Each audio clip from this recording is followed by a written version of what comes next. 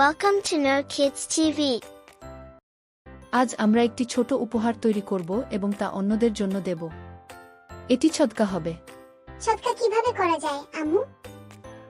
সদকা শুধু টাকা দেওয়া নয়। কাউকে সাহায্য করা, কাউকে সালাম দেওয়া বা কাউকে খুশি করা, এসবও সদকা।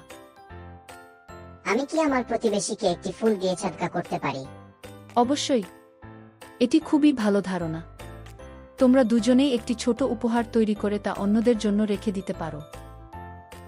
আমি একটি ছোট উপহার তৈরি করব। আমার বন্ধুকে খুশি করতে পারলে আমি খুশি হব। আমি একটি ফুল দেব।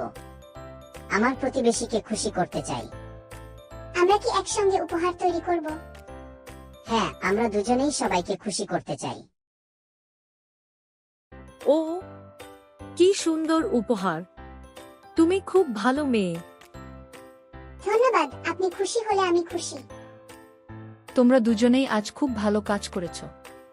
প্রতিবেশীদের খুশি করা একটি অনেক বড় সদকা। আমরা খুশি যে আমরা এটি করতে পেরেছি আম্মু। হ্যাঁ, আমরা আবার এমন কাজ করতে চাই। অবশ্যই। ছোট ছোট কাজের মাধ্যমেও আমরা অনেক বড় পরিবর্তন আনতে পারি। পবিত্র কোরআনে মহান আল্লাহ বলেন, যারা আল্লাহর পথে তাদের অর্থ ব্যয় করে, তাদের দানের উদাহরণ হচ্ছে একটি শস্যবীজের মতো, যা থেকে 7টি শীষ বের হয় এবং প্রতিটি শীষে 100টি করে বীজ হয়। আল্লাহ তার ইচ্ছামতো যাকে ইচ্ছে তার পুরস্কার বহুগুণ বাড়িয়ে দেন।